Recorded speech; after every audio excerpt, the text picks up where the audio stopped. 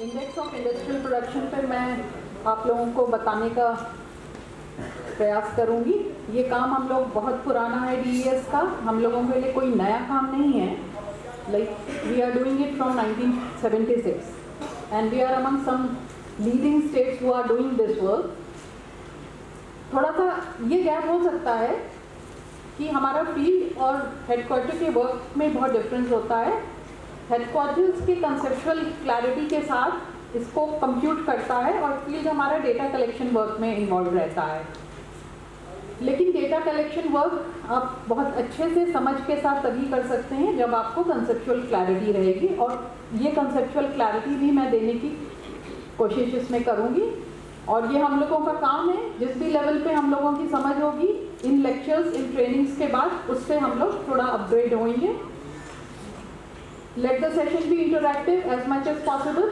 जहाँ भी आप लोगों को कोई कंफ्यूजन होगा विल डिस्कस इट। और सबसे अच्छा ये है कि कल से जैसे कि हम लोगों का एनुअल सर्वे ऑफ इंडस्ट्रीज पर हम लोगों के कल का दिन और आज का हाफ डे भी उसमें गया है, और सभी एक्सपर्ट्स हैं एज मच एज NSO के भी एक्सपर्ट्स हैं आप लोगों के साथ यहाँ पे अपना लेक्चर शेयर किया, और इंटरैक्टिव भी था। कल के सुबह के सेशन में मैं खुद भी थी। तो ASI के बैकड्रॉप में IIP को बताना, इसको ज़्यादा अच्छी अंडरस्टैंडिंग के साथ बताया भी जा सकता है और रिसीव भी किया जा सकता है। नाउ सबसे पहले तो ये है कि ASI, आप लोगों को पता है कि ASI is the most exhaustive source of industrial statistics for the country if we are talking in the country sense, and for the state if we are talking for the state. और ASI का तो district level तक भी है, क्योंकि हम लोग district level estimates भी निकालते हैं। लेकिन जैसा कि हम लोग जानते हैं कि एनुअल सर्वे ऑफ इंडस्ट्रीज हमारा ईयर ख़त्म हो जाता है, जब फाइनेंशियल ईयर ख़त्म हो जाता है, वो रिकॉर्ड बेस्ड सर्वे है बेस्ड ऑन फाइनेंशियल स्टेटमेंट्स। कल NSO के डायरेक्टर ने कहा था कि आप बैलेंस शीट नहीं बोलिएगा, कॉल इट फाइनेंशियल स्टेटमेंट्स। तो ये हम लोग अपने बोलचाल की हैबिट में भी डालें और उससे हमारी अंडरस्टैंडिंग भी इवॉल्व होगी। तो चूँकि ये यूनिट्स जो होती हैं मेजरली फैक्ट्रीज एक्ट के तहत या जिस भी रजिस्ट्रिंग अथॉरिटी रजिस्ट्रेशन एक्ट के तहत रजिस्टर्ड होती हैं ASI की यूनिट्स, उनके जब फाइनेंशियल अकाउंट्स क्लोज हो जाते हैं 31 मार्च को, अनदर 2-3 मंथ्स दे टेक, फिर वो अपने फाइल करते हैं। जनरली 30 सितंबर तक इनकम टैक्स की डेट होती है जब तक कि अकाउंट्स फाइनल होते हैं।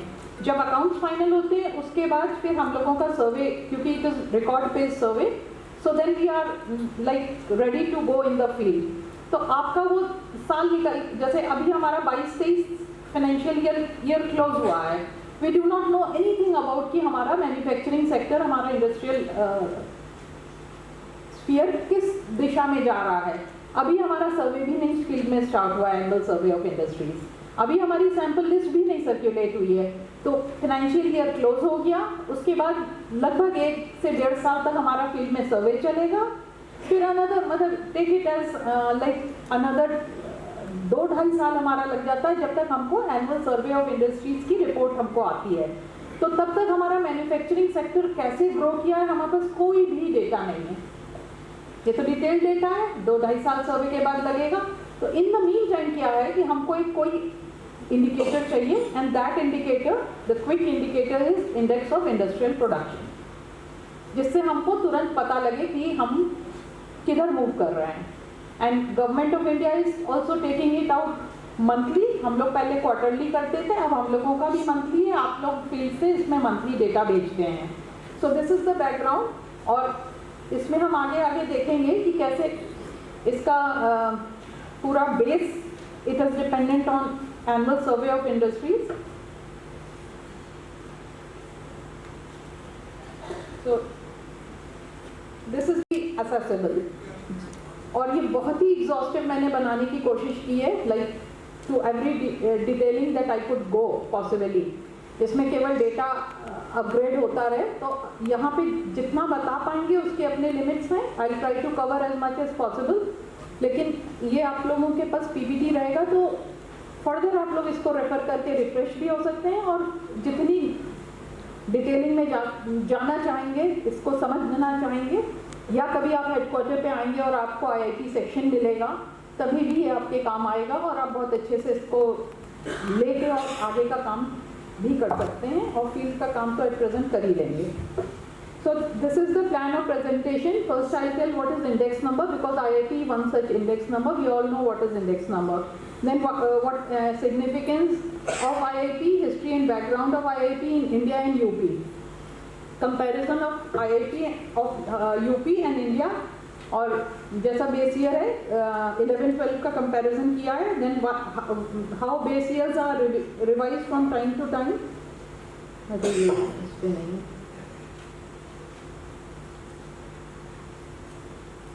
जैसे हम लोग प्राइसेस वगैरह में भी जानते हैं. Then will discuss about item basket.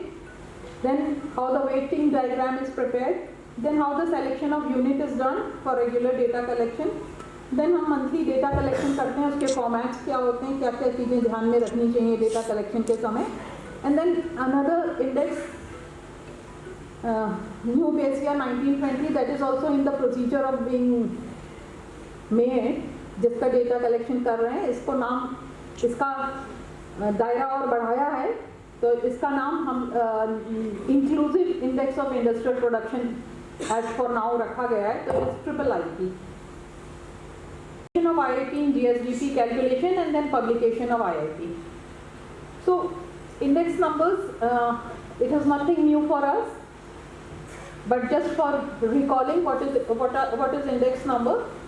So index number एक unit free, जैसे इंडेक्स ऑफ इंडस्ट्रियल प्रोडक्शन में ही लेंगे, तो we are measuring many things in it with varying units. जैसे आटा है तो आटा केजी में लिया, पेट्रोल है तो लीटर्स में लिया, देन बैंगल्स हैं तो नंबर्स में है. So how to compare bring all the things of varying units together in one number, that is called index number. It is through means of index numbers. So index numbers are the indicators which reflect changes over a specified period of time in a particular variable. यहाँ पे variable हमारा क्या है, production in the industries in the state. If we talk in terms of index of industrial production. Now, an index number generally shows the change in some economic variable at a current period compared to some previous period, and that is known as base year. हम लोग और भी काम statistical करते हैं. हम लोग price collection भी करते हैं. प्राइस में हम कंज्यूमर प्राइस इंडेक्स का करते हैं, जो हमारे रिटेलिंग प्राइसेस होते हैं. अर्बन रूरल करते हैं. Then we also do wholesale price index. So that are also type of, और उनसे जो फील्ड से हम लोग को डेटा आता है प्राइस का, एवरी मंथ फील्ड कलेक्ट करके हमको भेजती है, उससे भी हम लोग इंडेक्स बनाते हैं. That is price index. Similarly for industrial production we are making IIT. So these are all examples of index. Index unitless मैंने बताया आपको कि एक ऐसे नंबर पे हम अराइव कर जाते हैं. फॉर एग्जांपल हमारा इंडेक्स अगर बेस ईयर में 100 है and now we have calculated it comes to 110, then we can say that the economic variable whichever we are measuring through whichever index concerning index हमारा 10% grow किया है. So it is an absolute number, a single number, a composite number through which we can infer the inference. और growth कितनी हुई है वो भी मिलेगा. Now that was what is index number. Then index of industrial production is one type of index number, जिससे हमको industrial production में गिवन पीरियड में कितना इंक्रीज हुआ है, मे बी डिक्रीज हुआ है, मतलब in which direction we are going. और मैंने जैसा आपको बताया था कि ASI, जब तक हमको ASI की डिटेल रिजल्ट्स नहीं आती हैं तब तक हमारे पास यही एक इंडेक्स होता है जिससे हम जान पाते हैं कि किस तरीके से हमारा मैन्युफैक्चरिंग सेक्टर, हमारा इंडस्ट्रियल ग्रोथ हो रही. डिटेल्ड सर्वे रिपोर्ट्स. नॉर्मली हम लोगों का जो इंडेक्स ऑफ इंडस्ट्रियल प्रोडक्शन है, उसका मेथडोलॉजी, उसकी डिज़ाइनिंग ऐसी है कि वो हमको ऑर्गेनाइज्ड पार्ट ऑफ मैन्युफैक्चरिंग, जो कहीं रजिस्टर्ड है उसको हम लोग ऑर्गेनाइज्ड पार्ट कहते हैं. जो रजिस्टर्ड नहीं है, किसी एक्ट में नहीं आता, हम लोग सब सर्वे से इंट्रोड्यूस्ड हैं. We all know the service. तो जो भी अनऑर्गेनाइज पार्ट होता है, for that we resort to some survey. और मैन्युफैक्चरिंग के लिए हमारा क्या होता है, अनइनकॉर्पोरेटेड एनुअल सर्वे, अभी तो एनुअल हो रहा है, अदरवाइज 73rd में था कि अनइनकॉर्पोरेटेड यूनिट्स को हम लोग लेते हैं। तो अनऑर्गेनाइज पार्ट मैन्युफैक्चरिंग में भी होता है, सर्विसेज में भी होता है। We are talking about manufacturing over here.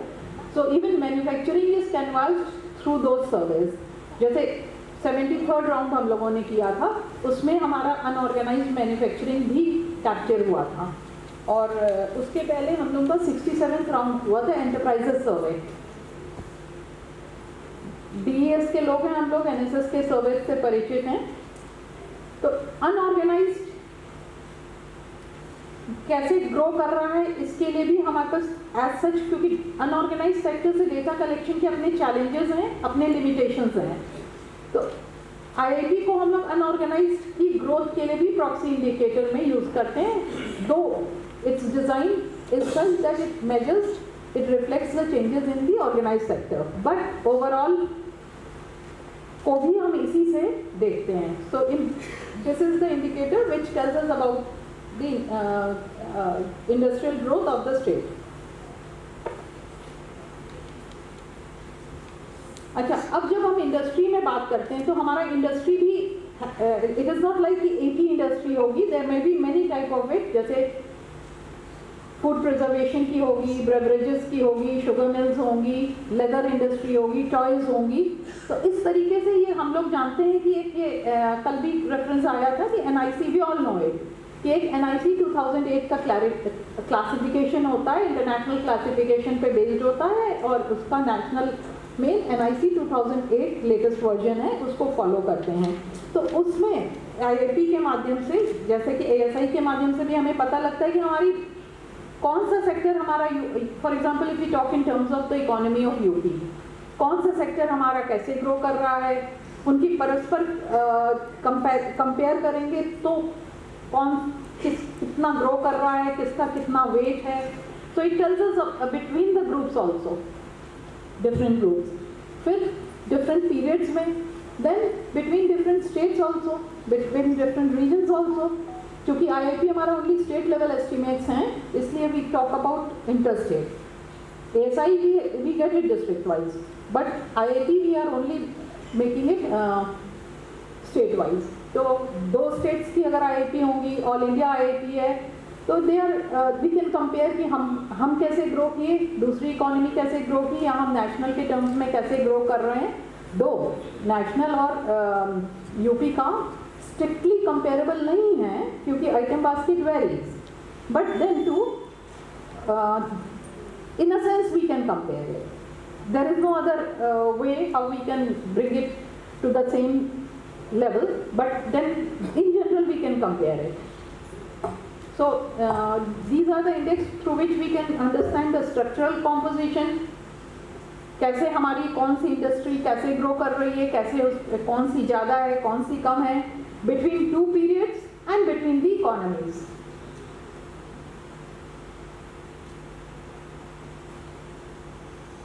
The index of industrial production is used as a proxy indicator to test the estimates for current year, while ASI results are not available.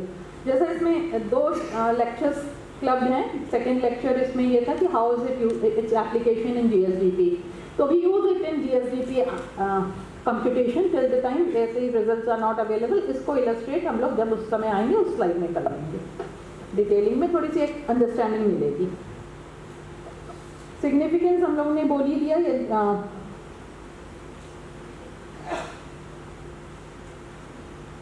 A uniform methodology is used for selection of item basket preparation. इसमें जो भी हम लोग methodology use करते हैं, मतलब ये हम लोगों को CSO प्रोवाइड करता है। तो if any other state is also making IIP, then the methodology is uniform. Previously there were very few states who also were making IIP, और हम लोगों के लिए प्राइड की बात है कि यूपी पाइनियरिंग स्टेट में रहा है स्टैटिस्टिकल वर्क में। Even ASI many states are not doing. Government of India sensitise कर रहा है स्टेट्स को कि स्टेट्स इसको बनाएं। राइट नाउ 17-18 स्टेट्स ही बस IIP बना रहे हैं। और इतनी डिटेलिंग पे बना रहे हैं इसका हम लोग को नहीं है, लेकिन यूपी इज अमंग्स दो स्टेट्स जो एक बहुत ही फॉर्मलाइज्ड मेथोडोलॉजी को अडॉप्ट करके इसको बना रहे हैं। तो जो भी स्टेट्स बना रहे हैं between the states the same methodology is there, so it is comparable. थोड़ा सा हम लोग हिस्ट्री, अभी मैंने बोला भी था कि इसमें गवर्नमेंट ऑफ इंडिया में ये 1937 में ही फर्स्ट अटेम्प्ट कर लिया गया था। 1937 में फर्स्ट अटेम्प्ट कर लिया गया था। इसको बताने के पीछे आप ये समझ सकेंगे, मतलब just see how important it must be, तभी तो इतने समय से बना रहे हैं। और even before UN had taken any initiative, like UNO में भी एक statistical standards between the countries establish करने का पूरा प्रोसीजर होता है। वहाँ पर से भी डेलिब्रेशंस होने के पहले ही इंडिया में ministry of economic affairs, ministry of commerce में के अंदर economic adviser ministry of commerce and industry, उन्होंने पहला अटेम्प्ट कर लिया था 1937 में। लेटर ऑन 1950 से ये मंथली बेसिस पे कंप्यूट हो रहा है और सब्सिक्वेंटली 1950 से ये मॉस्पी के अंतर्गत आ गया था and presently MOSPI central statistical office is computing it. तो 1937 से इसको शुरू किया गया था और सबसे पहला बेस ईयर इसमें 1946 था, then 1951, 1956, 1960, then 1970, 1981, 93, 94, 2004-5 and now it's 11-12। और यहाँ पे UB has taken, otherwise we always followed the national, previously we always followed the national pattern। जब कंट्री लेवल पे जब बेस ईयर चेंज होता था उसके बाद वो फिर स्टेट्स को इक्विप करते थे, बट आज $1 ट्रिलियन इकोनॉमी के रेफरेंस में and the active interest of higher ups in statistical activities for which we should feel proud and like हम लोग विटनेस हैं इस टाइम के। Even before anybody could think हम लोग 19-20 बेस ईयर पे लीड कर रहे हैं और आधा काम हो भी गया है। आप लोगों ने डेटा कलेक्शन में आप लोग इन्वॉल्व भी हैं, थोड़ा बहुत आगे जिस पे मैं बता भी दूंगी। सो गवर्नमेंट ऑफ इंडिया में अभी 11-12 की बात हो रही है, हम लोग 19-20 में आधे काम कर भी लिए हैं। तो बेस ईयर क्यों ज़रूरी होता है ये भी अभी हम चेंज करना, like we understand it. So this is how many times base year revision has already taken place in at government of India level. और इसमें थोड़ा सा एक फीलिंग के लिए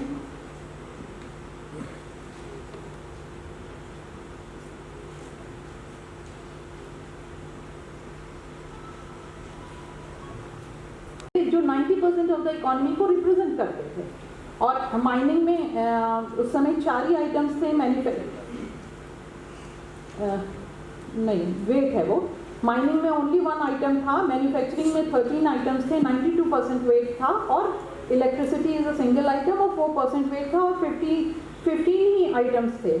अब आप देखिए फिर 20 हुए, वेट लगभग मैन्युफैक्चरिंग का नेचुरली ज़्यादा होगा एंड ग्रेजुअली माइनिंग में भी कवरेज बढ़ता चला गया, मीन्स रिफाइनमेंट आता गया, एक्सपेंशन ऑफ इंडस्ट्रियल सेक्टर होता गया, और करते करते देखिए फिर 15, 20, 88, देन मैम आपका स्लाइड चेंज नहीं हो रहा है।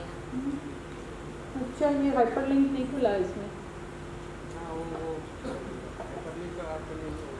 तब हाइपरलिंक कैसे खुलेगा? फिर तो सेंस ही नहीं मिलेगा। आ रहा है मुझे तो दिख रहा है बट वो स्क्रीन में नहीं शो हो रहा है। वही मैं कह रही हूँ, मैंने कहा मैम बोल रही है उसमें आ नहीं रहा है शायद स्लाइड क्लिक। हाँ 15 आइटम्स 15 ग्रुप्स थे जो 90% कवरेज करते थे, और तब माइनिंग में only 1 item was there, weights 92% था, 4 था, फिर 20 हुए। तो how the things actually expanded and refinement in measuring them also, दोनों चीज़ें यहाँ पे रिफ्लेक्ट हो रही हैं। मेथडोलॉजी भी हमारी इम्प्रूव होती गई एंड इकोनॉमी भी एक्सपैंड हुई है। 1937 से कैसे चेंजेस आते गए। देन नेक्स्ट जो बेस ईयर रिवीजन 1946 में हुआ तो ये 15-20 आइटम्स में हो गया।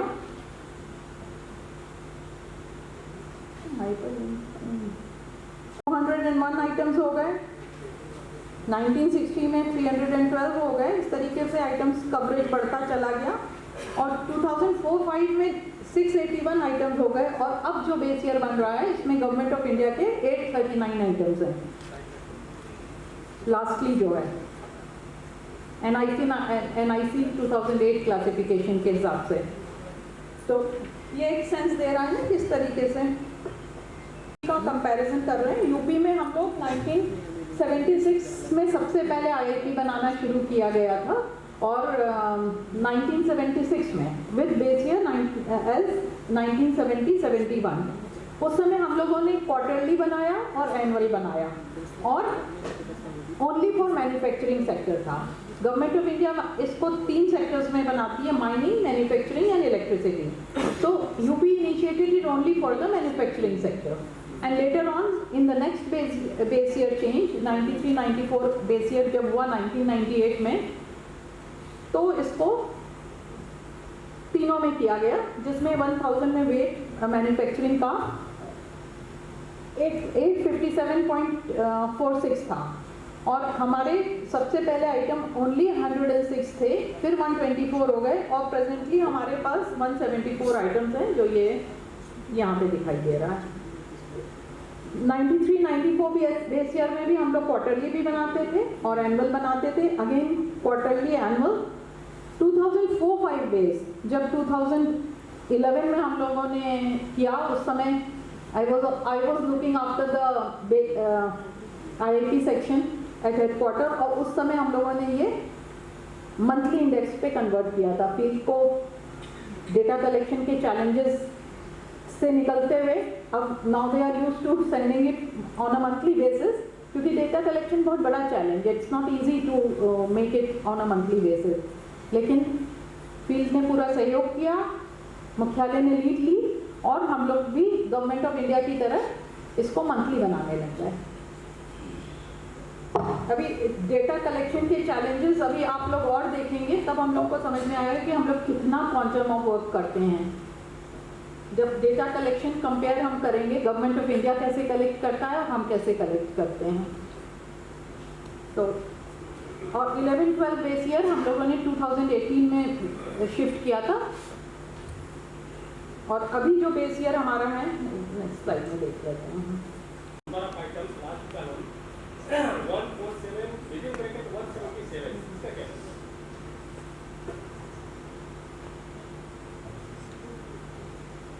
नंबर ऑफ आइटम्स बता दे रहे हैं। देखिए इसमें जो आइटम्स हैं ना, देखिए ये शीट आप देखेंगे तो NIC 3 डिजिट पे जैसे 101 लिखा हुआ है, ठीक है, और 10 NIC 2 डिजिट है, देन NIC 5 डिजिट है उसके आगे, and then it is item A। लेकिन कई आइटम्स ऐसे होते हैं इसमें 5 डिजिट के नीचे भी एक क्लासिफिकेशन होता है, नेशनल प्रोडक्ट क्लासिफिकेशन। आप लोग ASI में देखते होंगे NPCMS कोड, तो वहाँ जाते जाते हमको एकदम आइटम में हम चले जाते हैं। जैसे राइस है फॉर एग्जांपल, बासमती राइस अलग होगी, मोटा राइस अलग होगी, जबकि 3 और 2 डिजिट पे राइस विल बी 1 आइटम।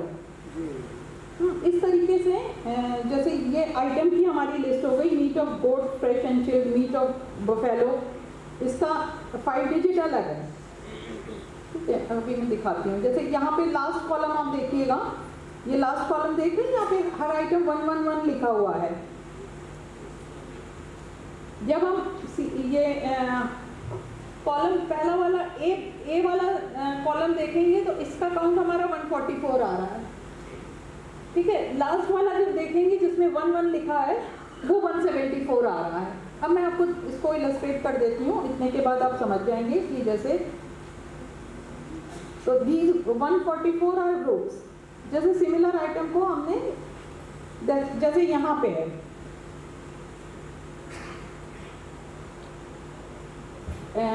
ये देखिएगा 33 नंबर सीरियल, ये सेल नंबर 33 या 26 सीरियल नंबर देखिए, इसमें fabrics, cotton, jeans and drills cotton, इसको 2 में कर दिया गया है। डेटा कलेक्शन भी बेटर होता है आइटम के लिए, क्योंकि जरूरी नहीं कि वो फैक्ट्री दोनों को, हो सकता है कोई फैक्ट्री सिर्फ फैब्रिक और कॉटन बना रही हो और जीन्स वाले दूसरे हो सकते हैं। तो if we count this here it will be 2, और ग्रुप में वो एक ही है, क्योंकि बहुत मिलता जुलता ग्रुप है, ठीक है। इसी तरीके से 2-3 जगह और है, इसलिए ग्रुप्स में तो 144 काउंट आता है, और आइटम लेवल पे जब हम एकदम डिसएग्रीगेटेड लेवल पे जाते हैं तो फिर देखिए यहाँ पे देखिए synthetic staple fibres carded formed and otherwise, ये एक स्टैंडर्ड कैटेगरी है, तो इसको भी 2 कैटेगरी में कर दिया गया है। तो अच्छा ग्रुप तो एक ही हो गया, सिमिलर है।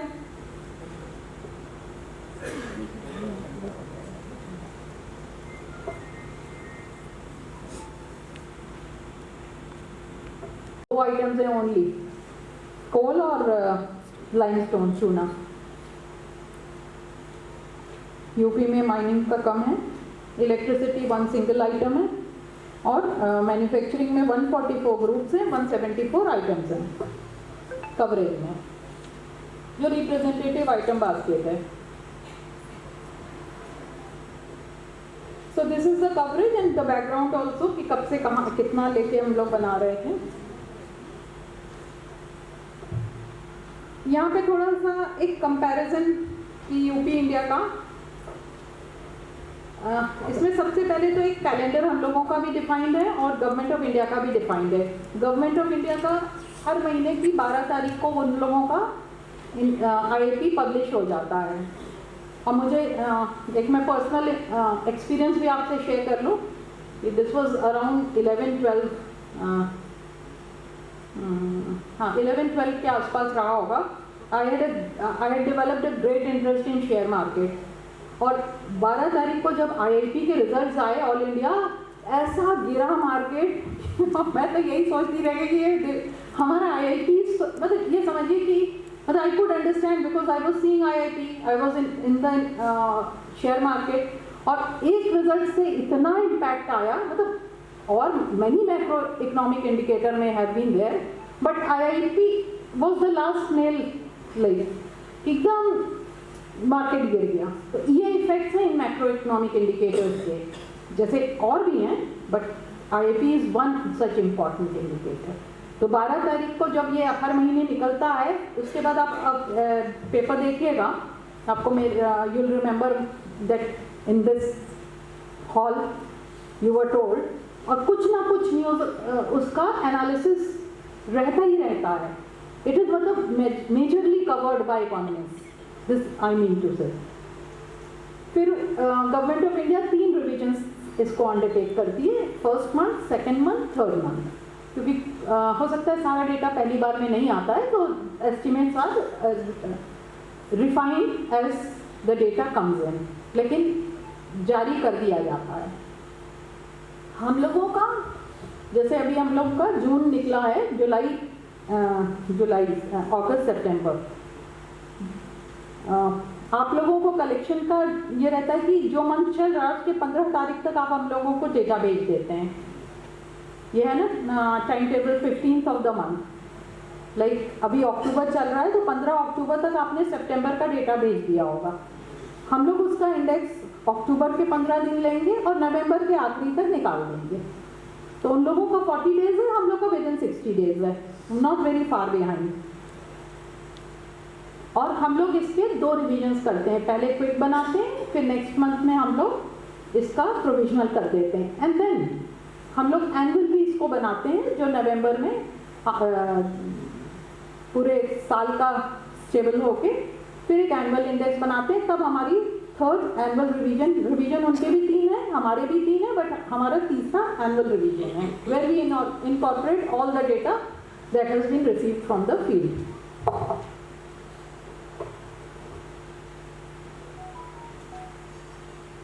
जैसा हमने बताया, तीनों सेक्टर्स में हम भी बना रहे हैं, भारत सरकार भी बना रहा है।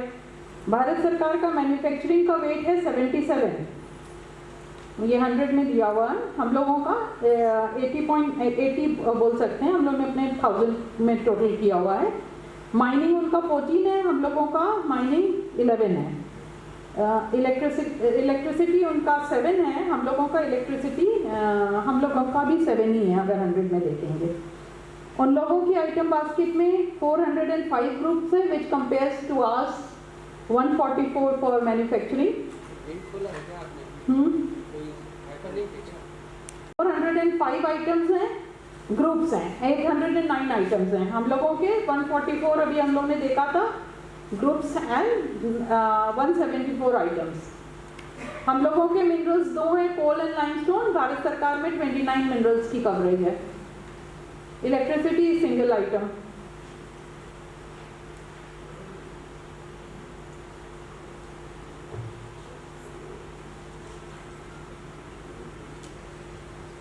अच्छा, इनको हम लोग कलेक्ट करते हैं फील्ड से। यहाँ पे क्या लिखना है तो कोशिश कर रहे हैं। आईआईटी एंड स्टेट आईआईटी हम लोगों के कॉमन कितने आइटम्स हैं, एक कौन से आइटम्स हैं, एक सेंस मिल जाएगा। कोल लाइमस्टोन तो माइनिंग का कॉमन है ही है। It is in, if it is in UP it will be in India. Meat, jam, vanaspati oil, processed milk, skim milk, butter, maida, rice, raw rice, unboiled rice. Rice की कई varieties हैं, क्योंकि item पे आ गए ना हम लोग। NIC 2 डिजिट पे रहेंगे तो सब अलग अलग रहेगा, अभी आगे देख लेंगे तो वो भी सेंस मिल जाएगा। ठीक है, एक मोटा मोटा देख लीजिए बस इसको। इसमें हम लोग के 111 आइटम्स।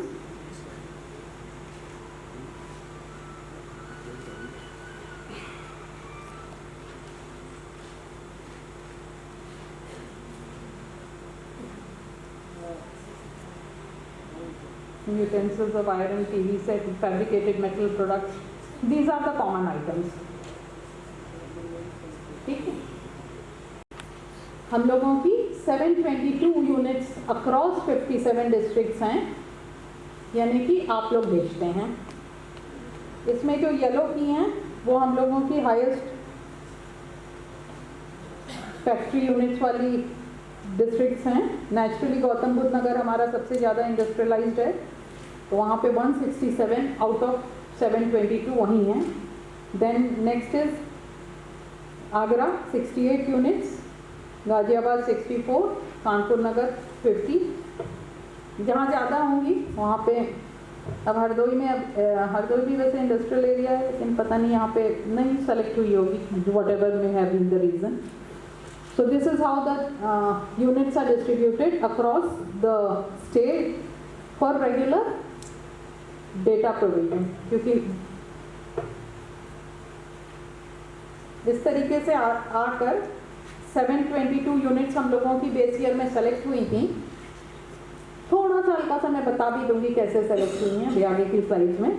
इसमें से चलते चलते कुछ यूनिट्स नई आ जाती हैं, तो चूँकि हम लोग का फिक्स बेस ईयर है तो नई यूनिट्स हम लोग नहीं ले सकते हैं, अदरवाइज बेस ईयर से कंपेरेबिलिटी नहीं रहेगी। लेकिन जो यूनिट बंद हो गई है उसका आना बंद हो जाएगा। तो लाइक आज की डेट में इसमें से 116 यूनिट्स इसमें से बंद है। ये भी एक रीज़न है बेस ईयर रिवीजन का, क्योंकि बेस ईयर फिक्स्ड है तो टाइम टू टाइम हमको नेचर ऑफ द इकोनॉमी बदल जाती है, टेक्नोलॉजी के चेंजेस आ जाते हैं, स्ट्रक्चर बदल जाता है, कवरेज में फिर नहीं तो कवरेज हमारा रिस्ट्रिक्ट हो जाएगा, इसलिए भी बेस ईयर रिवीजन की जाती है। So this is how the factories are distributed across the district.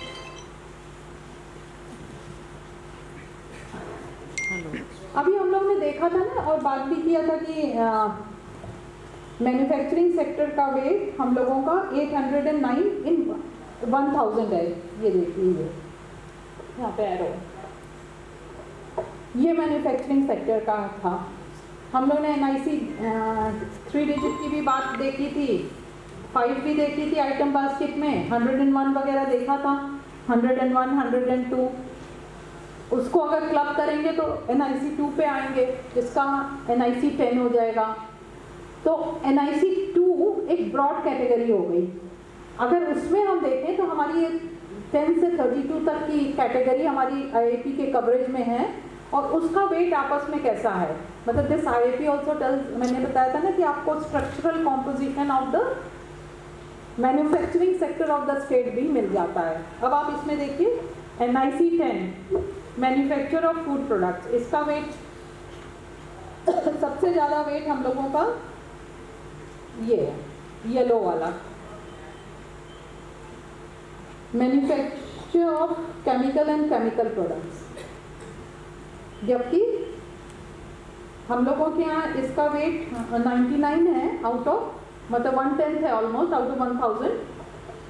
Government of India से अगर कंपेयर करेंगे आइटम का 2 डिजिट का वेट, तो उनके यहाँ इसका ओनली 78% है और उनके यहाँ ये 3rd लेवल पे आता है। गवर्नमेंट ऑफ इंडिया में हाईएस्ट है बेसिक मेथड्स का, गवर्नमेंट ऑफ इंडिया का देखिए ये है 24 NIC। So this is how the structural composition of the state of economy shows in base year। ठीक है, ये हैं वेट्स हम लोगों के, ये 1000 के। सबसे ज़्यादा येलो ये वाला है chemicals and chemical products, followed by manufacturing of food products जिसका वेट 93.56 है। देन 3rd पे है बेसिक मेटल्स 67.81। 4th हम लोगों का है motor vehicles, trailers and semi trailers 65.02 weight है। एंड 5th नंबर पर है टोबैको प्रोडक्ट्स। सबसे कम मेरे को लग रहा है ये है 2.41, मिनिमम वाले भी कर रहा है। अदर मैन्युफैक्चरिंग जो कहीं क्लासिफाई नहीं हो रहा होगा वो। और इस तरीके से 10 से लेके 32 तक हम लोगों का बाइफर्केशन है at 2 digit level of NIC।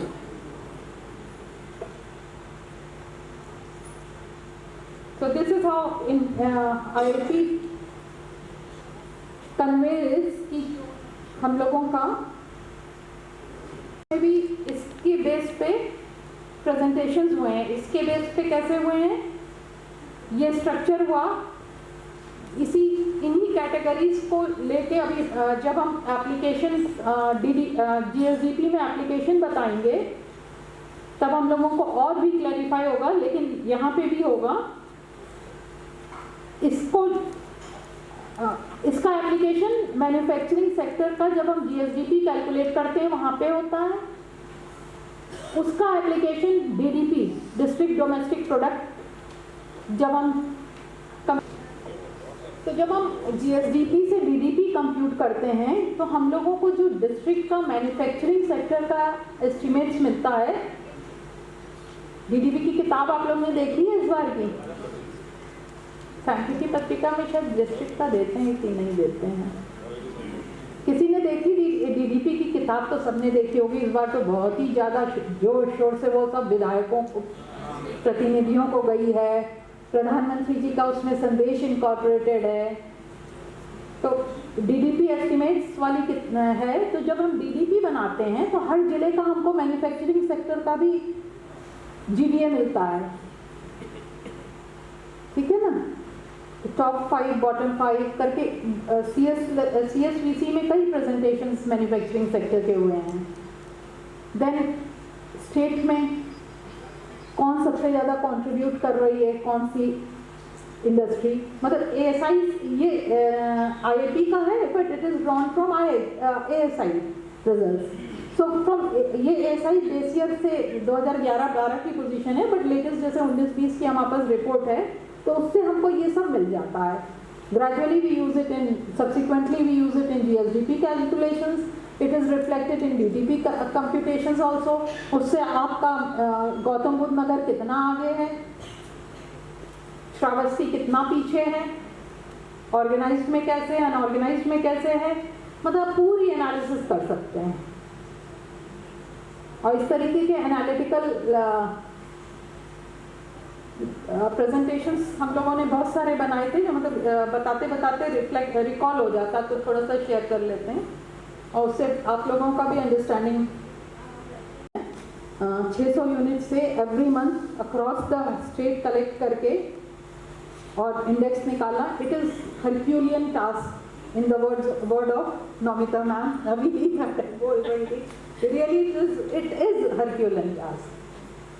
And for UP देखिए हम लोग फैक्ट्रीज का हम लोग करते हैं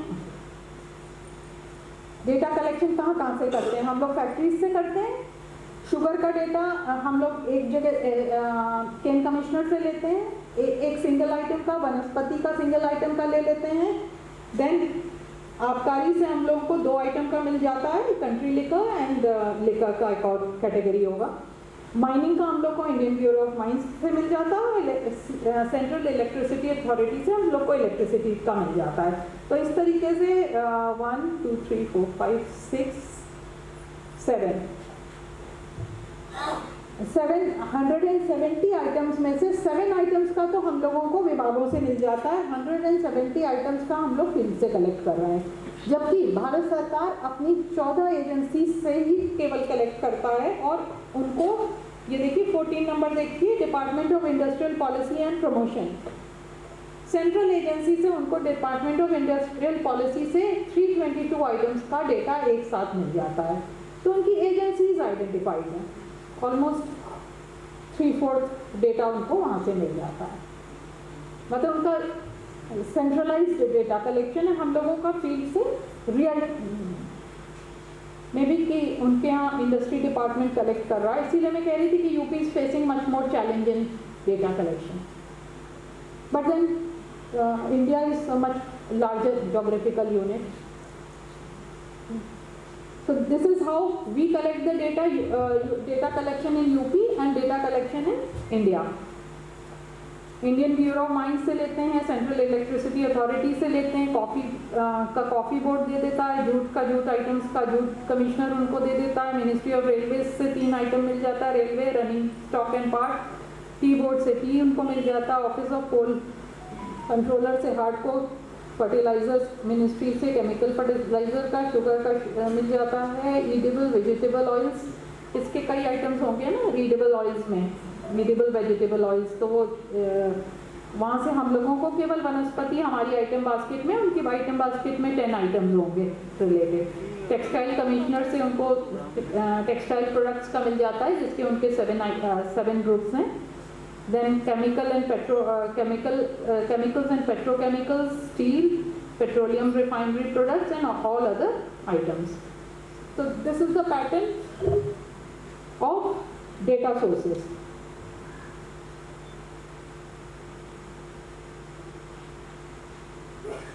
ये हम लोगों ने वेट्स देख लिया ऑलरेडी, हम लोगों ने देखा था कि वेट कैसे है, एक पाई के फॉर्म में है। तो ऑफकोर्स इंडस्ट्रियल कवरेज में 3 चीज़ों को अगर इन तीनों सेक्टर्स को लेते हैं तो how they match up in a pi diagram, इससे एक आपको पिक्टोरियल मिल जाएगा। और इसमें एक एक्स्ट्रा ये है कि 118 हम लोगों का माइनिंग का वेटेज है, तो उसमें से कोल assumes the majority of the weightage, limestone का बहुत कम है। So this is the distribution between the 2 items of mining in the state.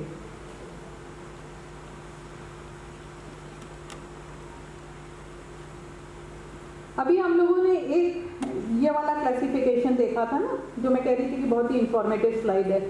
This is one classification, NIC classification. So we are taking out index on this basis also, and similar as in Government of India. जब हम लोग monthly पे आए थे तब तक हम लोगों का केवल इस क्लासिफिकेशन के हिसाब से हम लोग IAP निकाल रहे थे, जबकि government of India use based categories means primary products, use के हिसाब से उनका क्लासिफिकेशन है। Use based categories consumer non durables हैं, बहुत हल्के से समझ लेते हैं कि इसको क्या है। Primary goods and only such goods which are directly obtained from natural sources and used for further processing and consumption in manufacturing and power generation activities. For example, ores and minerals, bulk जो generally raw material के तौर पे use होते हैं, जैसे for example electricity ही है। फिर capital goods हैं, plants machinery and goods use for further investments, जैसे 17%। इसमें प्राइमरी गुड्स में आइटम्स दो 9 ही हैं, लेकिन इंपॉर्टेंट आइटम्स होंगे जिनकी वेटेज ज़्यादा होगी। तो though number of items is less but the percentage share is as much as 29%। Then capital goods में हमारे 12 प्रोडक्ट्स आ रहे हैं, इंफ्रास्ट्रक्चर गुड्स में 3 आ रहे हैं, इंटरमीडिएट गुड्स में 37 आ रहे हैं, 37 and 18% share it assumes. Then consumer goods में majority of the items 80 items हैं, of which durable half हैं durables and non-durables। थोड़ा बहुत हम लोगों ने बेस ईयर की बात की थी कि बेस ईयर क्या होता है। बेस ईयर एक ऐसा ईयर जिसको बेंचमार्क करके जिससे कंपैरिजंस करते हैं, और जनरली आईआईपी का बेस ईयर या और भी जो भी इंडेक्स हैं जैसे प्राइसेस के हैं वगैरह हैं, more or less same year as other macroeconomic indicators like state income का रखते हैं, GSDP, DDP, GSDP का, GDP का। So जो आपकी अभी 11-12 है, it had to change, और नेशनल स्टैटिस्टिकल कमीशन या स्टैंडर्ड गाइडलाइंस कहती हैं कि 5 साल में बेस ईयर चेंज हो जाना चाहिए। जैसे हम लोग एम्प्लॉयमेंट एंड एम्प्लॉयमेंट सर्वे करते थे तो it used to be a quinquennial round every 5 years। उसके पीछे यही लॉजिक होती थी कि एवरी 5 years हमारा बेस ईयर रिवीजन होगा जीडीपी का, GDP and in state parlance it is GSDP. तो उसके एम्प्लॉयमेंट एंड एम्प्लॉयमेंट के हम लोग उस सर्वे के रिजल्ट्स यूज करेंगे, जो कि अभी हम लोग 2011-12 में जब हुआ था एम्प्लॉयमेंट एंड एम्प्लॉयमेंट सर्वे, उसका हम लोग यूज़ कर रहे हैं। अभी हायर अप्स में जो नॉन स्टैटिस्टिकल एरियाज में हैं, statistical persons they understand the limitations of base year change exercise. पर अभी हम लोगों को ये क्वेश्चंस बहुत ज़्यादा फेस करने पड़ रहे हैं कि अभी भी आप लोग 11-12 के डेटा की बात कर रहे हैं, 10-11 के डेटा की बात कर रहे हैं। अब तो बहुत चीज़ें बदल गई हैं, बिल्कुल स्ट्रक्चर बदल गया है। तो ये स्ट्रक्चर बदल गया है, पुराना डेटा हो गया है। This calls for base year revision and base year had to be revised. अगर 11-12 था तो 16-17 होना चाहिए था, but they were not normal years. वो डिमोनेटाइजेशन हुआ, then GST was implemented, so they were like base year has to be a very normal year जिसमें बहुत सडन इरप्शंस ना हो, बहुत डाउन ना हो। So their base year revision exercise could not be undertaken।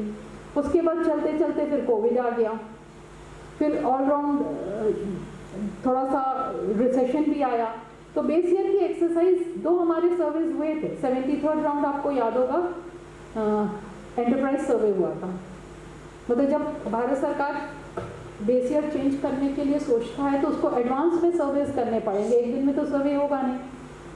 तो अभी हमें अगर बेस ईयर चेंज करना है आगे का, तो हम अभी से ही सर्विस प्लान करेंगे। तो दैट वाज द आइडिया कि employment and employment survey every 5 years करें और बेस ईयर रिवीजन हो जाए।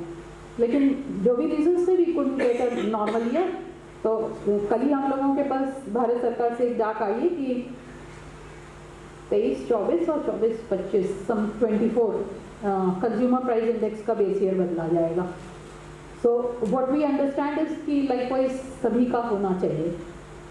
अच्छा, एम्प्लॉयमेंट एंड एम्प्लॉयमेंट सर्वे की जब मैंने आपसे कहा ना कि every 5 years that survey was undertaken, employment and employment, क्योंकि ये जीएसडीपी कंप्यूटेशंस में सबसे इम्पॉर्टेंट, थोड़ा सा मैं मतलब आईआईटी से थोड़ा अलग हो गई हूँ, but it is very important. Let us give 2 or 3 minutes to that also, क्योंकि हम लोग सर्वे में जा रहे हैं, नए सर्विस कर रहे हैं। So that conceptual understanding if it is told over here that would be there in our mind. तो एम्प्लॉयमेंट एंड एम्प्लॉयमेंट सर्वे पहले 5 साल में हो रहा था। उससे हम लोगों को वर्कफोर्स की इंफॉर्मेशन मिलती थी, कितने वर्कर्स हमारे कौन सी इंडस्ट्री में लगे हैं। जैसे हमने अभी देखा ना कि वो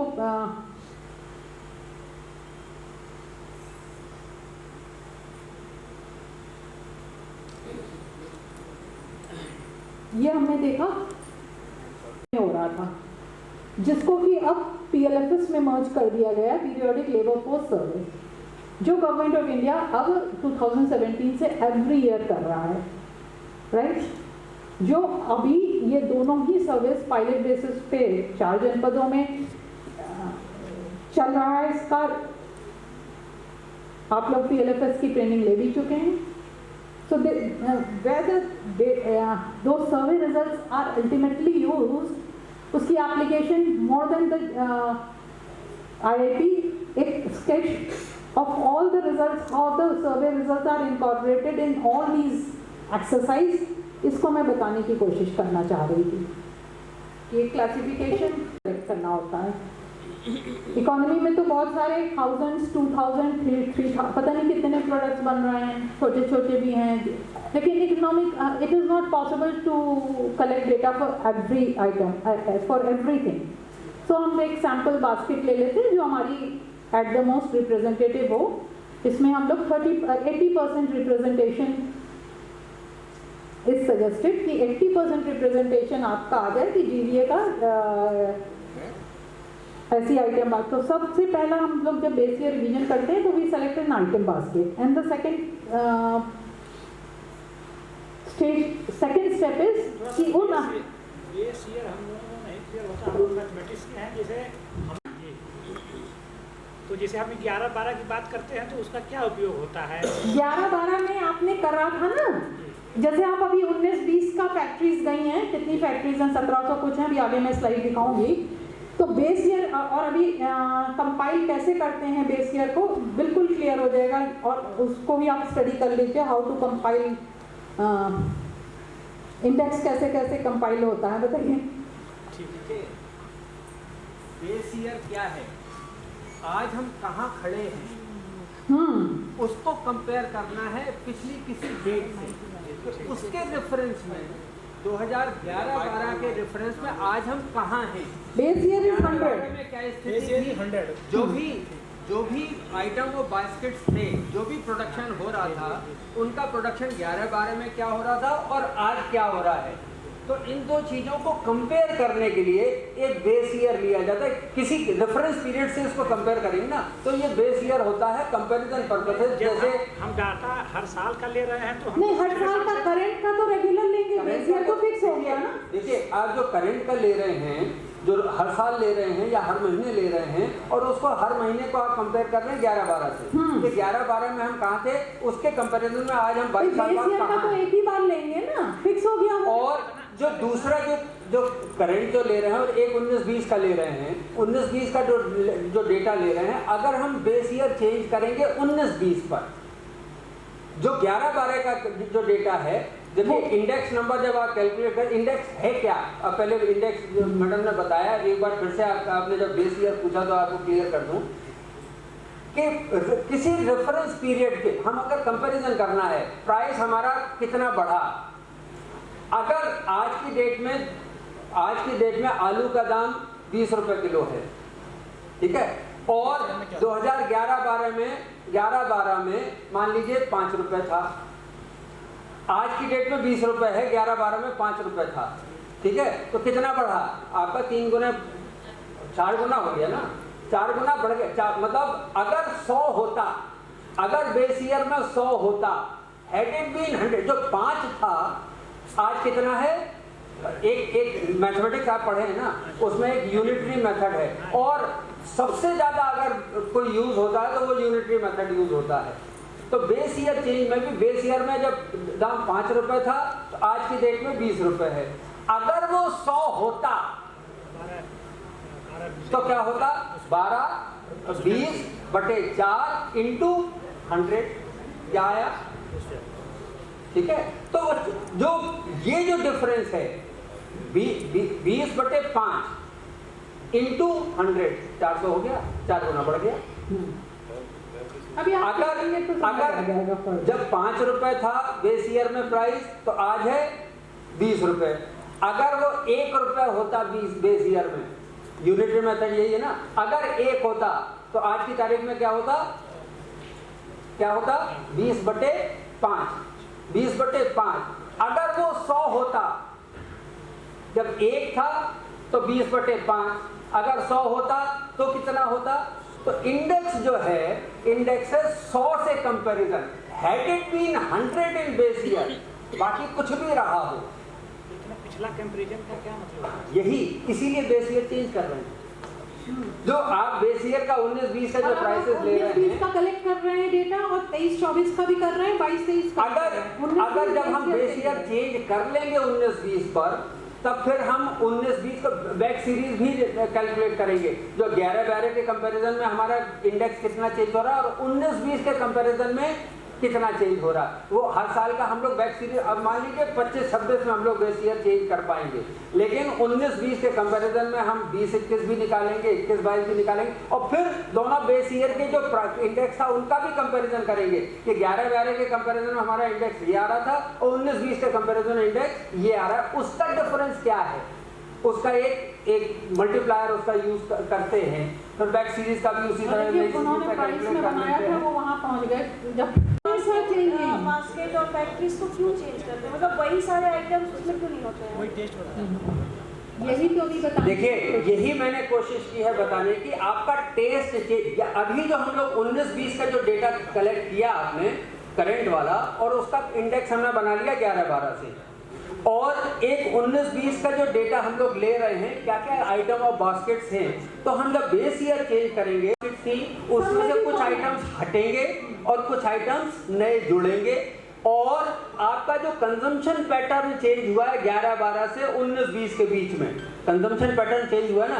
पहले आप खाने पे आइटम पे ज़्यादा खर्च करते थे, आज दिखाने के आइटम पे ज़्यादा खर्चा कर रहे हैं, तो उस बेसिस पर उनका वेटेज चेंज हो जाएगा, और वेटेज चेंज होने के बाद मे बी न्यू फैक्ट्रीज में, तो उसके साथ साथ जो फोटोग्राफी वाली जो इंडस्ट्री थी वो खत्म हो गई है, जो फोटो स्टेट वाली भी उतना नहीं यूज होता जितना, क्योंकि पीसीओ खत्म हो गए, ये 3 चीजें खत्म हो गई, मोबाइल का ग्रोथ बढ़ गया, इसी एक एग्जांपल, ऐसी कई चीजें खत्म हो गई और चेंज होगा, और आइटम और बास्केट के साथ में उनका वेटेज भी चेंज होगा। अलग अलग आइटम्स पर पहले हो सकता है खाने पर आप 10% खर्च करते होंगे या 40% खर्च करते होंगे, आज आप खाने के आइटम्स पर 20% खर्च कर रहे हैं, और कुछ आइटम्स पर जब मोबाइल पर तब आप जो है 2% खर्च करते, ओवरऑल पॉपुलेशन पर मोबाइल तो थे ही, तो हो सकता है उस समय ऑल ओवर इंडिया लेवल पर या स्टेट लेवल पर 2% कंजम्पशन आता था, आज वो जो है 25% या 15% कंजम्पशन आ गया, तो वेटेज चेंज हो गया ना। तो जो वेट चेंज होगा उसके हिसाब से आपका जो बेस ईयर चेंज होने पर आपके आइटम और बास्केट, और इसीलिए बेस ईयर चेंज किया जाता है कि रिलेवेंस रहे कि जो आइटम्स हम आज यूज कर रहे हैं उससे उसके जो कम से कम रिसेंट ईयर जितना भी बेस ईयर रिसेंट होगा उससे आपका आइटम और बास्केट सेम रहेंगी और उससे कंपैरिजन इजी हो जाएगा। ये मैंने सबसे पहले अपना डेटा, उसकी एप्लीकेशन नहीं जान रहा है, उसकी कंसेप्चुअल क्लैरिटी नहीं, इसको जानना बहुत ज़रूरी है, क्योंकि सारी हम लोग कंप्यूटेशन क्रिएशन उस डेटा का यूज़ एप्लीकेशन करके जो क्रिएट करते हैं इंडेक्स, वो हेडक्वार्टर पे कर रहे हैं। तो इन वर्कशॉप्स के माध्यम से अगर आपको कॉन्सेप्ट्स की क्लैरिटी होगी, then you will appreciate your work, you will understand your work. आप कहीं भी किसी फोरम पे समझा भी सकते हैं। एंड इस समय जब OTT का माहौल है, डेटा इस समय डेटा इज न्यू गोल्ड पिछली वर्कशॉप में कहा गया था, अगर कोई कॉमन हो तो डेटा एनालिसिस, डेटा की समझ को उतनी अच्छे तरीके से आप प्रेजेंट कर पाएंगे अपने एडमिनिस्ट्रेटर्स को भी, अपनी सोसाइटी में भी, और अपने जॉब को उतना ही अप्रिशिएट भी कर पाएंगे।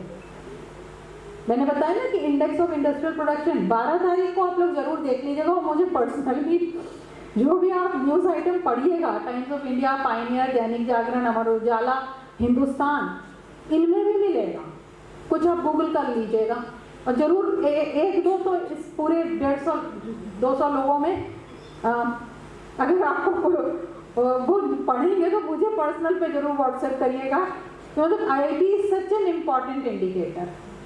जावेद जी मुझे दिखे थे हमारे मैन्युफैक्चरिंग सेक्टर के, हाँ है जावेद जी, हाँ। IIT का एप्लीकेशन तो सबसे अच्छा आप ही जानते होंगे, कितना अप्लाई किया, सालों एस्टिमेट्स बनाए हैं। चलिए, तो आइटम बास्केट पे बहुत बात हो गई, वेट पे बहुत बात हो गई। तो जब भी हम बेस ईयर चेंज करते हैं, सबसे पहले we define an item basket, item basket कैसे बनाते हैं, वेट्स का निर्धारण कैसे करते हैं, उसकी पूरी मेथडोलॉजी है और मेरे पास यहाँ पे सारा कैलकुलेशन है। बट ये मैंडेट मतलब फील्ड का नहीं है कि कैसे बनाते हैं, लेकिन एक थोड़ा सा सेंस दे देंगे, बहुत स्लाइड सा।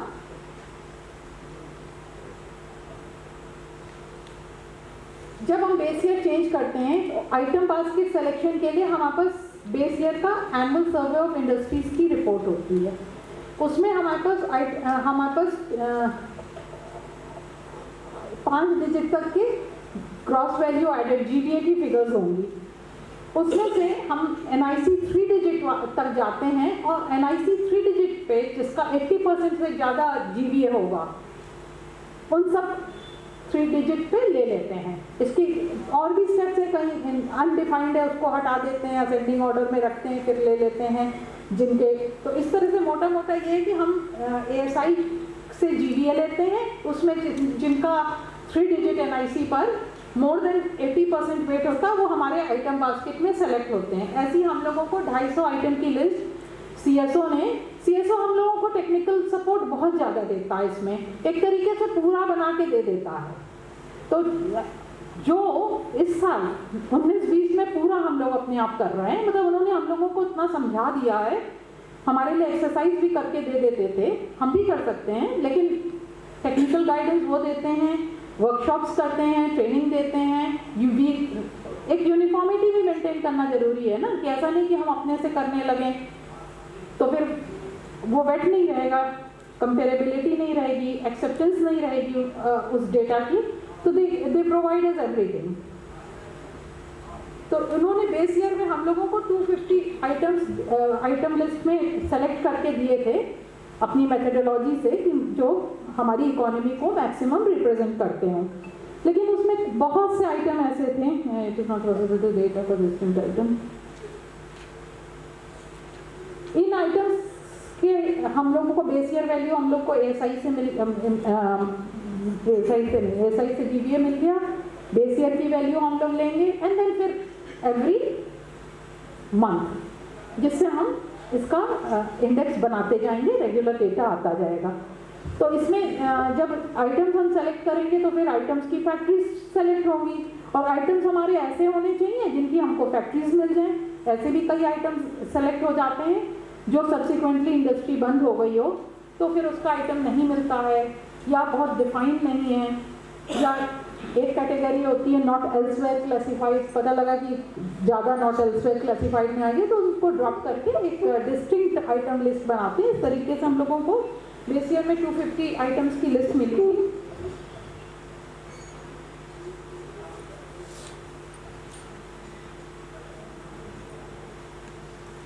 यहाँ पे हम NIC की बात कर रहे हैं। NIC मुझे लगता है सभी लोग जानते होंगे, बहुत अच्छे से जानते होंगे, लेकिन एक बार आप थोड़ा सा, जैसे यहाँ पे लिखा है ना, इसमें NIC में मैं एक बुक का भी एक पेज दिखा दूंगी तो आप लोगों को जब भी इट्स वेरी इंटरेस्टिंग रादर। तो जैसे 10 है हमारा इंडस्ट्री है, ये मैन्युफैक्चरिंग और फूड प्रोडक्ट्स है। मैन्युफैक्चरिंग की बात करते हैं, फूड प्रोडक्ट्स। फिर 107 में अदर फूड प्रोडक्ट्स है, उसके बाद 4 डिजिट पे 1071 में आए तो बेकरी आइटम्स हो गए। बेकरी के अंदर भी होंगे, पेस्ट्रीज होगा, केक होगा, ब्रेड होगा, बिस्किट होगा। तो इस तरीके से नीचे नीचे जाते हुए 5 डिजिट पे बिल्कुल छोटी प्रोडक्ट्स आ जाते हैं, एकदम वेल डिफाइंड, ठीक है। और इसके बाद एक बताया था ना कि इसके अंदर भी एक आइटम हो गया। अब गोट मीट है, कैटल मीट है, मतलब डिफरेंट वैरायटीज, वो जाके फिर प्रोडक्ट में एकदम, प्रोडक्ट तो एकदम ही ओवरलैपिंग नहीं रहेगी कोई भी प्रोडक्ट में। जैसे ब्रेड भी हो गई हमारी, एक मैदे की ब्रेड हो गई और एक हो गई ब्राउन ब्रेड। तो ब्रेड में भी 2 वैरायटी हो गई ना, तो प्रोडक्ट में जाते जाते हमको एकदम अलग अलग वैरायटी दिख जाएंगी जो हमको पता होनी चाहिए, क्योंकि नहीं तो अगर हमें पता नहीं होगा तो फिर हम उसको उसका डेटा कलेक्शन में भी हमको दिक्कत होगी ना। फिर लाइक डू द ओवरलैपिंग, हम गटमट होने लगेंगे, क्लैरिटी नहीं होगी, पता लगा कि सब bread as we get from ASI of that year 11-12 और 19-20 for the present exercise. Base year के ASI सर्वे में से हम लोगों ने वेट ले लिया जीवीए, तो 5 डिजिट एनआईसी तक का तो वहाँ पे मिल जाएगा, लेकिन प्रोडक्ट का नहीं मिलेगा, एनपीसीएमएस कोड का नहीं मिलेगा, जो 7 डिजिट पर आ गए हम, तो उसका हम लोग जीवीओ लेते हैं, gross value of output, that we get from ASI. और आइटम का वेट फाइनली 5 डिजिट के अंदर हमारे फर्दर आइटम्स हो गए, 5 डिजिट की एक ग्रुपिंग हो गई। जैसे अभी हम लोगों ने देखा था ना कि 144 के अंदर भी 177 आ गए थे, जो फर्स्ट शीट देखी थी, तो वहाँ पे हम वेट उस ग्रुप के अंदर 5 डिजिट के अंदर प्रोडक्ट के आउटपुट की वैल्यू से दे रहे हैं, वैल्यू ऑफ आउटपुट। देखिए इसमें ना थोड़ा सा एक वैल्यू ऑफ आउटपुट क्या हुई, एक हुई आउटपुट आपका, जैसे मैदे का आउटपुट 100 kg हो गया, मिल्क का लीटर में हो गया, they will not be comparable, okay, but when you will multiply with the respective prices तो आपको वैल्यू आ जाएगी, that is known as GDO, वो फिर कंपेरेबल हो गई, दोनों रूपी टर्म्स में आ गया ना, दोनों को यूनिट प्राइस से मल्टीप्लाई कर दीजिए तो वो फिर कंपेरेबल हो जाता है, दैट इज जीवीओ, ओके। तो जीवीओ के प्रोपोर्शन में आइटम पे हम वेट। अब सिलेक्शन ऑफ यूनिट्स जब हम करते हैं तो हमारे पास एएसआई जब हम कर रहे हैं तो हमारे पास पूरी लिस्ट है, फ्रेम की लिस्ट है हमारे पास। एएसआई हम लोग ने कल फ्रेम की बहुत बात की है, पूरा 1.5 दिन लगा है। फ्रेम में हमारे पास उस साल सारी फैक्ट्री की लिस्ट है, रिपोर्ट आ गई, हमारे पास जीवीए भी मिल गया कि फैक्ट्री वाइज जीवीए कितना है।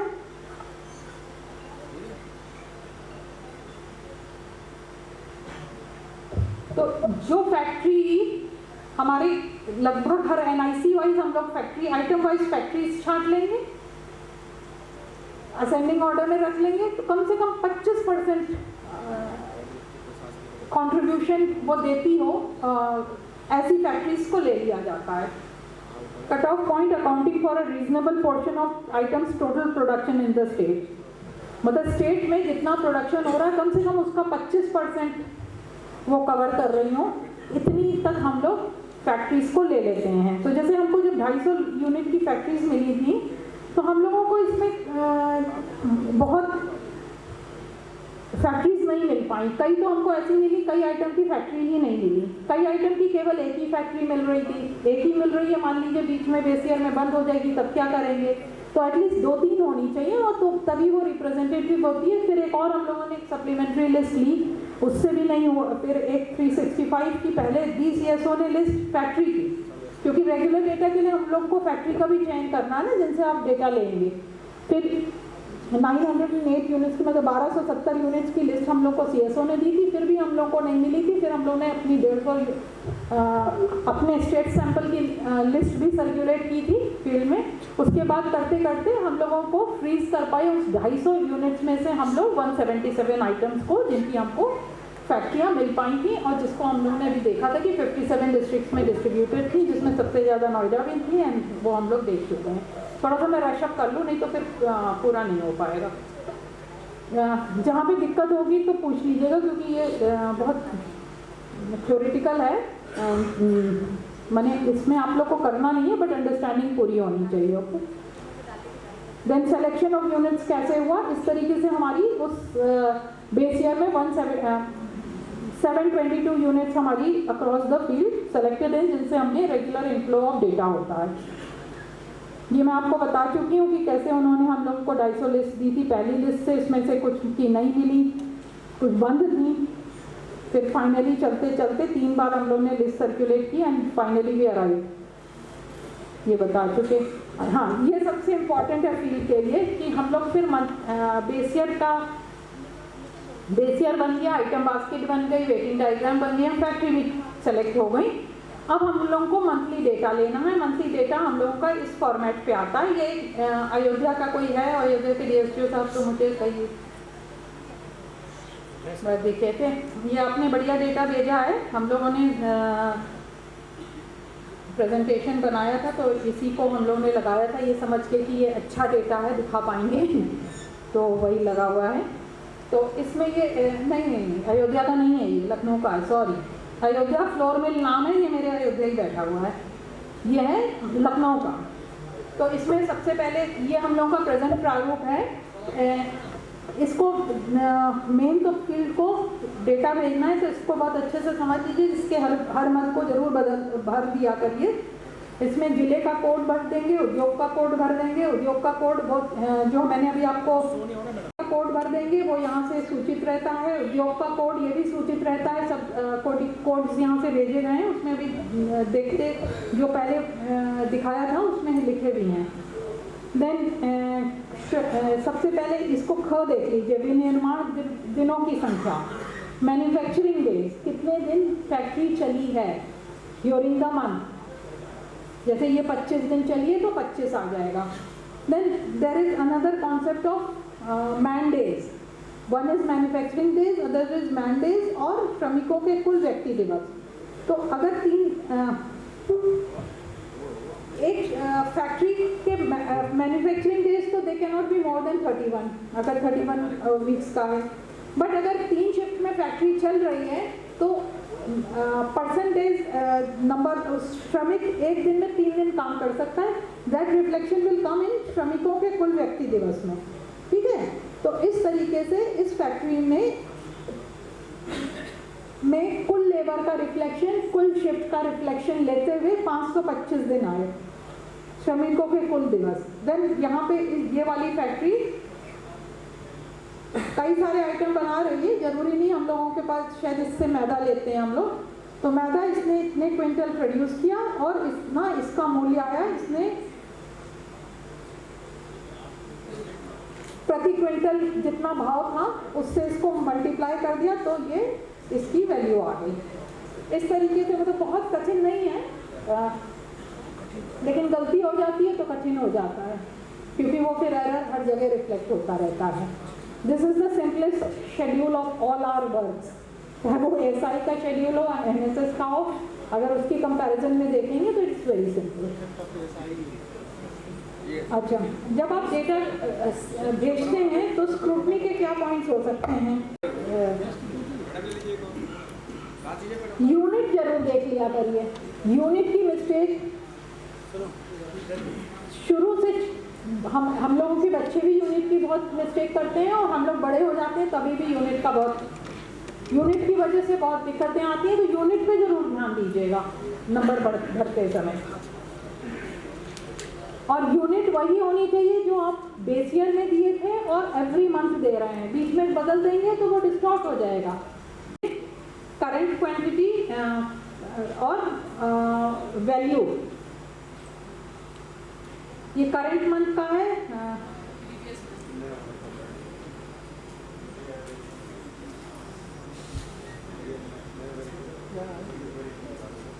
इसको एक ग्लांस ले लीजिए, इसकी हम लोग आरपी की वैल्यू एक्चुअल वाली ले लेते हैं।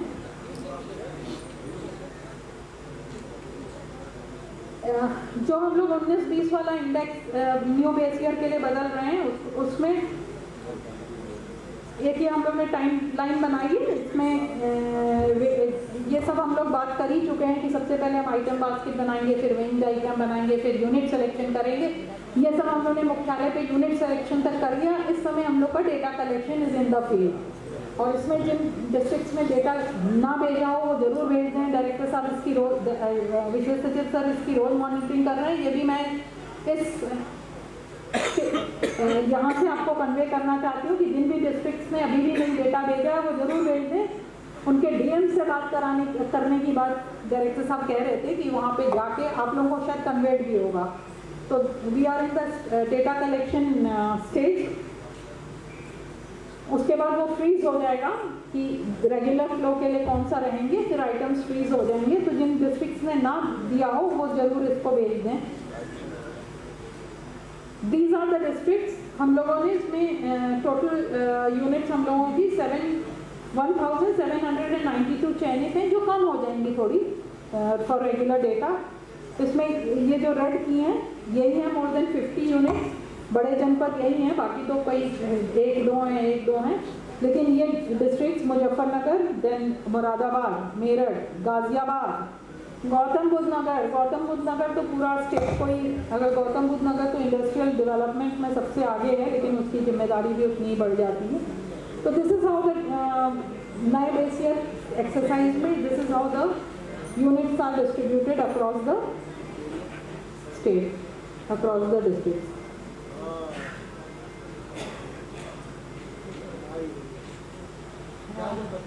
अब आपने ये कहा था ना कि कैसे DSTO वाराणसी, इससे आपको बहुत अच्छे से समझ आ जाएगा, बहुत जल्दी देखेंगे, क्योंकि ना मेरे को टाइम का भी बोल दिया गया है। मैं 10 मिनट 15 मिनट लेती हूँ, सब बता दो तो फिर सबको थोड़ा हौसला हो जाता है। जल्दी वर्क जो है NIC जो है चेंज हो गया है। पहले वो कैरम बोर्ड बनाता था, अब कैरम बोर्ड की जगह कुछ और काम करने लगे हैं। क्या करने लगे? और ये बता नहीं रहे, कह रहे उसमें घाटा हो रहा था तो हमने उसको चेंज कर दिया है। ये तो फील्ड का पूरा आप पता करके बताइए। हाँ, तो मैम कई बार गए हैं तो वो क्या करते हैं, बताते नहीं है। और वो अब पहले चूंकि जाती थी, जब तक इंडिकेटर्स नहीं बन रहे थे तो कोई टेंशन नहीं थी। टेक्निकल MPR में भी इसका रिकॉर्ड जाता है, वीकली रिपोर्ट में भी जाती है। जब तक मैम इंडिकेटर्स जाते हैं ना IIT के, हाँ। तो उसमें क्या है कि वो माइनस में जा रही है फैक्ट्री, क्योंकि पहले उसकी लाखों में संख्या जाती थी कैरम बोर्ड की, फिर हजारों में आई, अब वो 10-15 करके भेज दे रहा है, तो वो ज्यादा माइनस में जा रही है। मैम जैसे अब हर महीने वो रिपोर्ट तो दे रहे हैं, कर लीजिए ना। मैम कई बार गई हूँ मैं पर्सनली, वो अंदर फैक्ट्री में अलाउ नहीं करते हैं, बाहर ही अपना दिखाते हैं। That may be the problem of the field, but then it comes the intervention of higher officer. मतलब हमें तो डेटा चाहिए, they are not outside the। आप फैक्ट्री वालों से बोलिए, DM की नोटिस में लाइए एटमोस्ट। और एक केस और हुआ था मैम, जैसे कि अमर उजाला है, तो उनके यहाँ प्रोडक्शन, हमें चूंकि IIT में तो प्रोडक्शन चाहिए ना, तो प्रोडक्शन उनके यहाँ हो नहीं रहा है, प्रोडक्शन कहीं बाहर से करा रहे हैं, वो खरीद रहे हैं। उन्होंने पिछले लास्ट ईयर जुलाई में भी हमें लिख के दिया था, हेडक्वार्टर भी हमने लिखित में दिया था, उनके यहाँ प्रोडक्शन नहीं हो रहा होता था, पहले होता था। हाँ पहले होता था मैम। तो फिर हमारी, हाँ अब चूंकि मैम वो हर बार मुझसे यही कहते हैं कि मैडम अब आप हम नहीं डेटा दे सकते हैं, क्योंकि हम लोग डेटा देना कोई नहीं चाहता, हर यूनिट कहती है हमारा ही क्यों सेलेक्ट। मैम एक्चुअली हम यहाँ पे प्रोडक्शन की बात करते हैं ना, जब वो प्रोडक्शन उसमें हो ही नहीं रहा है अमर उजाला में, तो वो डेटा कहाँ से देंगे प्रोडक्शन का? देखिए क्या तो ट्रेडिंग चल रही है। देखिए वहाँ ये आया कहाँ से, आया वहाँ से, कहीं ये फैक्ट्री में कहीं रजिस्टर्ड रहा होगा ना जब फ्रेम बना होगा। हाँ जब फैक्ट्री एक्ट में, तो वहाँ से जब जेनेसिस शुरू हुई है तो बीच में वो बदल गया होगा, अलग चीज़ है, लेकिन कहीं रजिस्ट्री 1 ईयर से मैम यही चल रहा है। तो बीच में 3-4 महीने जुलाई 2021 में से लेके नवंबर तक भेजा भी नहीं था। मिडवे बदल गया है, अगर बदल गया है तो फैक्चुअल स्थिति आप कन्वे कर दीजिए, और वो क्यों हुआ है, वो प्रोडक्शन नहीं करता था, तो वो तो फिर रजिस्टर हुआ होगा ना कहीं फैक्ट्री एक्ट 1948 वगैरह में, या कंपनी एक्ट 1956 में, इसलिए वो आया होगा, हो सकता पहले करता रहा होगा। तो मैम इस केस में हमें क्या करना चाहिए? अगर डेटा नहीं भेजते हैं तो रैंक डाउन हो जाएगी। नहीं जो फैक्ट्रियों में डेटा नहीं है, डेटा नहीं भेजते हैं, डेटा आप भेजें इसके लिए रैंकिंग की जाती है, नॉट फॉर, आप डेटा सिर्फ रैंकिंग के लिए नहीं भेजते हैं, आपको दूसरी तरीके से मत लीजिए। नहीं मैम अगर आप फैक्चुअल लीजिए, आप उसको विजिट करिए, आपके DSTO विजिट करें, टू फैक्ट्री ऑफिसर्स आप देखिए, एंड लास्टली आपका डिस्ट्रिक्ट एडमिनिस्ट्रेशन है। मेरठ मंडल में मुझे एक और प्रॉब्लम आई थी, वो डेटा बिल्कुल नहीं दे रहा था, एकदम लड़ने को उतारू हो गया था। हाँ कंक्रीट मैंने खुद डायरेक्टली फ़ोन कर दिया, उसने कहा मैंने तो साल भर से डेटा ही नहीं दिया। अच्छा मैंने उसको डायरेक्टली फ़ोन कर दिया, तो वो सारा पोल पट्टी वहाँ का खुली, मगर मैं आइडेंटिफाई नहीं करूँगी जनपद को। उसने कहा मैंने तो साल भर में डेटा ही नहीं दिया था। मैंने कहा मेरे पास तो आपका डेटा है। मेरे 52 आइटम A to F है, जैसे फैक्ट्री 1 हमारा NIC कोड 151 का A आइटम बनाती है, और इसने कितना बनाया, जो भी इसकी यूनिट होगी, T0 मीन्स बेस ईयर में इसने 120 इसका प्रोडक्शन था। क्वांटिटी चलिए यही ले लीजिए, कैरम बोर्ड 120 कैरम बोर्ड बनाए इसने, और T1 उसमें फर्स्ट पीरियड में इसने, करंट ईयर के 2 मंथ हैं, 150 बनाए, फिर इसने 165 बनाए। ऐसे ही फैक्ट्री 4 भी, फॉर एग्जांपल फैक्ट्री 4 भी कैरम ही बना रही है, A प्रोडक्ट बना रही है, इसने 180 बनाए, 195 बनाए, 190 बनाए। इस तरीके से फॉर एग्जांपल इन 10 फैक्ट्री में हमारा NIC 151 के A आइटम 2 फैक्ट्री बना रही है, ठीक है। फिर क्या करेंगे हम, अब हमने यहाँ आइटम वाइज कर लिया, उन दोनों फैक्ट्रीज के 151 के हमने दोनों क्वांटिटी को जोड़ दिया, तो हमको यहाँ पे सारे आइटम्स मिल गए। अब यहाँ पे फैक्ट्री नहीं रह गई, सारी फैक्ट्री जो हमने एक ही आइटम की, जैसे कैरम की 10 हमने ले ली थी फैक्ट्री, तो 10 फैक्ट्री का जोड़ के हमने उनका प्रोडक्शन ले लिया, ओके। तो हमको बेस ईयर का प्रोडक्शन मिल गया, टाइम 1 का मिल गया, टाइम 2 का मिल गया, ठीक है। और यहीं पे हमने जो बेस ईयर में वेट असाइन किया तो वो भी मिल गया। फॉर एग्जांपल इसका 50 वेट है।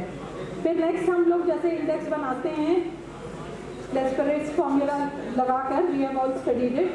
तो इसमें हम क्या करेंगे, यहाँ पे ए में 151 NIC है, वेट हम लोग का ए प्रोडक्ट का 50 था, यहाँ तक हम लोगों ने कैलकुलेट कर लिया था। उसके बाद base year upon current year upon base year, price इसके प्रोडक्शन रिलेटिव कैलकुलेट कर लेंगे दोनों पीरियड के, ठीक। तो ये हम लोग का इस आइटम का इंडेक्स आ गया, base year upon current year upon base year 345 upon 300, इसका प्राइस प्रोडक्शन रिलेटिव आ गया। फिर हमको 151 का पहले हम 3 डिजिट पर इसका इंडेक्स निकालेंगे। तो what we will do is this relative multiplied by weight plus this relative multiplied by weight upon total weight। तो ये जो हम लोग का मिला 1.0.76, इधर आप लोग बात प्लीज ना करिए। प्रोडक्ट हमारा 152, 3 डिजिट पे हमने आइटम वाइज भी price product relatives production relatives calculate कर लिए, उससे हमने 3 डिजिट पे इंडेक्स निकल गया। 3 डिजिट का इंडेक्स समझ में आ गया, ये हम लोग का 3 डिजिट का इंडेक्स निकला। ये अभी 100 से मल्टीप्लाई कर लेंगे तो 100 के कंपैरिजन में आ जाएगा, ठीक है। तो सबसे पहले हम 3 डिजिट पे करा, फिर हमारा ये 3 डिजिट पे 3 डिजिट वाले थे, तो ये हमारा 1.0.76 आया था ना T1 पीरियड का, और ये वेट था हमारा फर्स्ट पीरियड का, ये आया, सेकंड पीरियड का ये आया। इससे हम 2 डिजिट पे आ जाएंगे। 2 डिजिट पे कैसे आएंगे, अब देखिए 151 और 152 का 2 डिजिट इज 15। NIC अगर क्लासिफिकेशन का कुछ अंदाज होगा तो then again we multiply this by the weight of 151, then इसका हमने सॉरी एक स्टेप ये है कि इसका भी हमने प्राइस रिलेटिव पहले इसका इंडेक्स निकाल लिया, this into weight plus this into weight upon total weight, तो हमको 15 का 2 डिजिट पर मिल गया इंडेक्स। यानी कि हमने पहले आइटम्स को करा, आइटम का इंडेक्स निकाला, फिर हमने 3 डिजिट का इंडेक्स निकाला, फिर 3 डिजिट को कंबाइन करके 2 डिजिट निकाला, और 2 डिजिट पे वो जो हम लोगों ने 10 से 32 देखी थी वो 2 डिजिट पे हमारा इंडेक्स निकल गया। ये निकल गया ना 2 डिजिट पे,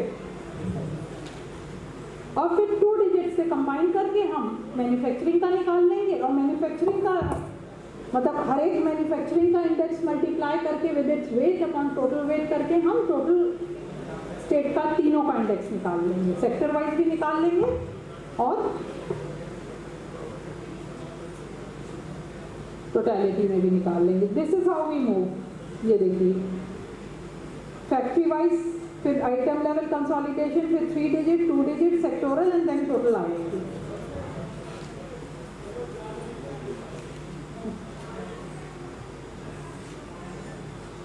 फिर 100 से हमने मल्टीप्लाई कर लिया, तो ये हमारा इस तरीके से दिखता है कि जैसे बेस ईयर को और समझ लीजिए, अगर ये 151 2 डिजिट का हमारा 100 था, तो फर्स्ट पीरियड में अगर हमारा 107 आया, तो दैट मीन्स 7.6% ग्रो किया है इन 2 पीरियड्स में।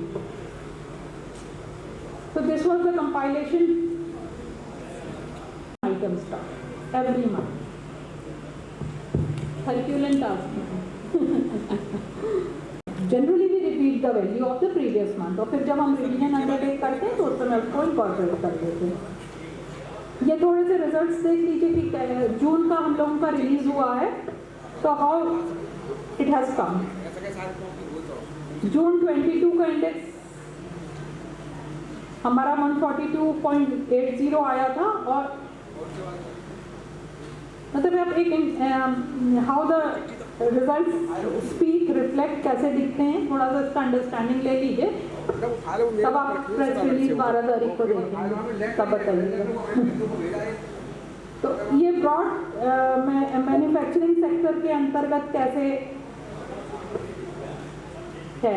3.06 की ग्रोथ हमारी उत्तर प्रदेश की थी, और लगभग उतनी ही इंडिया की भी थी। देखिए 3.01। माइनिंग की हमारी 17.26 आ रही थी, गवर्नमेंट ऑफ इंडिया की 7.6 आई। इलेक्ट्रिसिटी हम लोगों की नेगेटिव गई है 0.33, और गवर्नमेंट ऑफ इंडिया की 4.2। ओवरऑल हम लोगों का हायर साइड पे 4.22 और 3.8। This is the latest index that has been release.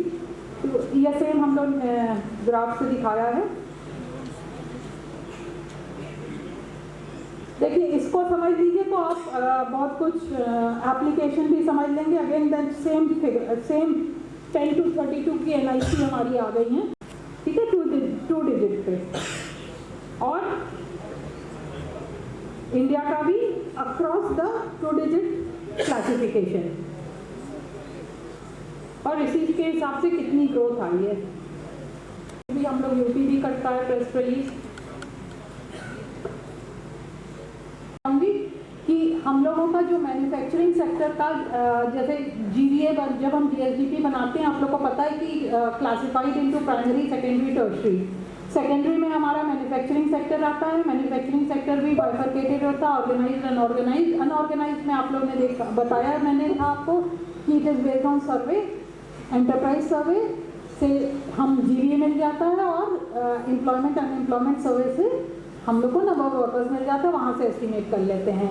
फिर जब हम ऑर्गेनाइज्ड पार्ट में आते हैं, then again we have public part, private part and railway. Railway का हमको बैलेंस शीट से मिल जाता है। पब्लिक पार्ट में हम लोगों को पब्लिक पार्ट भी लाइक NDs वगैरह, निगम वगैरह होते हैं जो मैन्युफैक्चरिंग में हो, वो भी हम लोग को उनके फाइनेंशियल स्टेटमेंट से मिल जाता।